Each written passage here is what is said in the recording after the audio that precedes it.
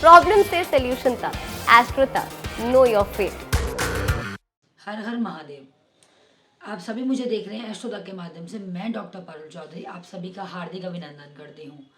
हर साल फागुन मास की षष्ठी तिथि को मनाया जाता है माता यशोदा का जन्म दिवस, जिसे हम यशोदा जयंती के नाम से भी जानते हैं। इस साल षष्ठी तिथि कब पड़ रही है, अब हम इसके बारे में बात करेंगे। क्यों मनाई जाती है यशोदा जयंती, या क्यों लोग उपवास रखते हैं, क्या इसके नियम होने चाहिए, क्या इसमें भोग होना चाहिए, और क्या क्या हमें ध्यान रखने वाली बातें हैं। चलिए आइए आज हम इस बारे में चर्चा करेंगे। तो हर साल की फागुन मास की षष्ठी तिथि को मनाई जाती है यशोदा माँ की जयंती, जिसे बोलते हैं उनका जन्म दिवस। तो इस साल भी मनाई जाएगी उनकी जयंती। 11 फरवरी 2023 को पड़ती है षष्ठी तिथि, लेकिन हमारे शास्त्रों में और हिंदू पंचांग के अनुसार उदय तिथि में ही मनाया जाता है। यह कोई व्रत हो, त्योहार हो, तो उदय तिथि है 12 फरवरी 2023 की। तो यह संतान प्राप्ति के लिए मनाया जाता है। जिसको भी संतान से दिक्कत हो, या फिर संतान तंग करती हो, या फिर संतान आपकी ना हो, संतान की दीर्घायु के लिए यह आपको व्रत रखना जरूर चाहिए यशोदा माँ का। यूं तो यशोदा माँ कृष्ण जी की पालनहर्ता के नाम से जानी जाती हैं, यानी कि उनकी पालन माता मानी जाती हैं, क्योंकि कान्हा जी का जन्म देवकी के गर्भ में हुआ था। यानी कि देवकी ने उन्हें जन्म तो जरूर दिया था, लेकिन उनका पालन पोषण और जो अपनी पूरी जिंदगी थी यशोदा माँ ने ही उनको दी थी। तो इस वजह से उनकी यह जयंती मनाई जाती है और बहुत ही धूमधाम से मनाई जाती है। यह गुजरात में, महाराष्ट्र में और दक्षिणी उत्तर दिशाओं में ज़रूर मनाते हैं। इस दिन इस्कॉन मंदिर में जोर जोर से भजन कीर्तन किया जाता है। पंडित जी बहुत आरती करते हैं, बहुत सारे लोग डमरू ढोल इन सब से खुशियाँ मनाते हैं, कीर्तन करते हैं, जागते हैं। रात को जागा जाता है, यानी देर रात तक कीर्तन किया जाता है यशोदा माँ के नाम का।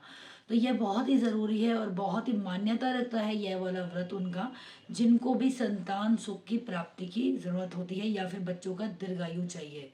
तो यह आपको व्रत ज़रूर धारण करना चाहिए, जो कि अपनी संतान को खुश देखना चाहते हैं, दीर्घायु चाहते हैं।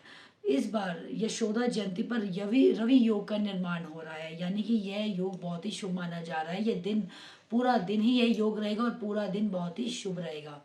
चलिए बात करते हैं आपको यह व्रत धारण कैसे करना है और इसमें क्या क्या करना चाहिए आपको। सुबह स्नान करने के बाद, स्वच्छ कपड़े पहनने के बाद, कपड़े आपको हल्के रंग के ही पहनने हैं।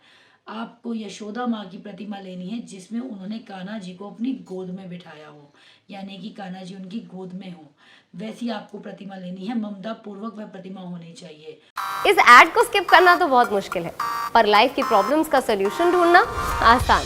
प्रॉब्लम से सोल्यूशन तक, एस्ट्रो तक, नो योर फेट।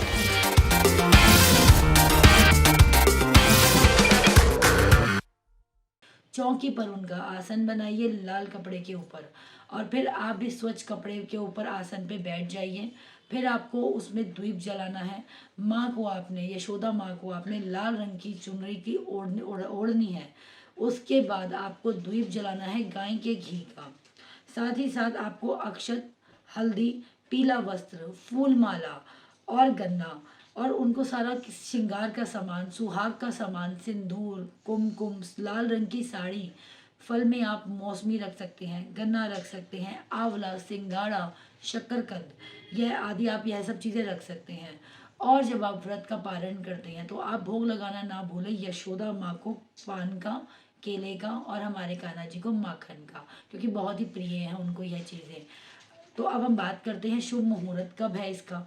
तो 11 फरवरी सुबह 9:05 से यह व्रत शुरू हो जाएगा, और इसका समापन होगा 12 तारीख यानी 12 फरवरी 2023 को सुबह के 9:57 पे। तो यह ममता की मुहूर्त जो है हमारी माता यशोदा, लेकिन उनका व्रत हम रखेंगे 12 तारीख को, क्योंकि उदय तिथि 12 को ही मानी जाएगी। और जो पूजा का समय रहेगा आपका रहेगा 9:54 की सुबह से लेके 11:17 की सुबह तक, यानी ये इसके अंतराल, आप ये 2 घंटे के अंतराल आप पूजा अर्चना कर सकते हैं। इस्कॉन मंदिर जा सकते हैं, अपने घर के जो लल्ला हैं आप उनको भी खुश कर सकते हैं।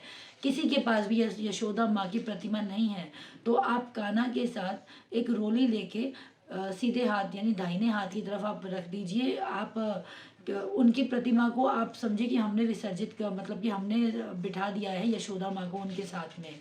तो आप यह मतलब एक आपको अपने अंदर इच्छा धारण करनी है और आपको समझना है कि यशोदा माँ ही है उनके साथ, और आप अपने कान्हा की भी उसी प्रकार से पूजा अर्चना कर सकते हैं।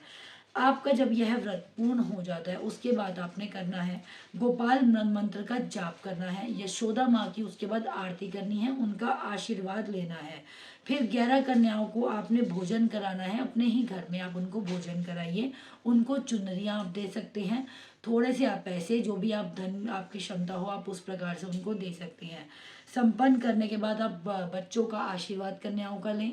गाय को हरा चारा खिलाना ना भूलें बिल्कुल भी, क्योंकि ये बहुत ही शुभ माना जाता है। गाय तो आपको पता ही है कितनी प्रिय है हमारे लल्ला को। तो आपको यह व्रत धारण करना है, समापन करना है और यशोदा माँ का पूर्ण तरीके से आशीर्वाद लेना है। और आज के दिन जिसका आपको करना है मंत्र, आपको करना है गोपाल मंत्र का जाप। तो आप यह जाप कीजिए, दीर्घायु मांगिए अपने बच्चों की, अपनी संतान की और सभी की संतान की। तो आपकी संतान भी सुखी रहे, आप भी सुखी रहे, हम यही मनोकामना करते हैं। हर हर महादेव। एस्ट्रो तक ऐप पर आपको मिलेगा भविष्य से जुड़े हर सवाल का जवाब। डाउनलोड कीजिए एस्ट्रो तक ऐप और चुटकी में जुड़िए इंडिया के बेस्ट एस्ट्रोलॉजर से।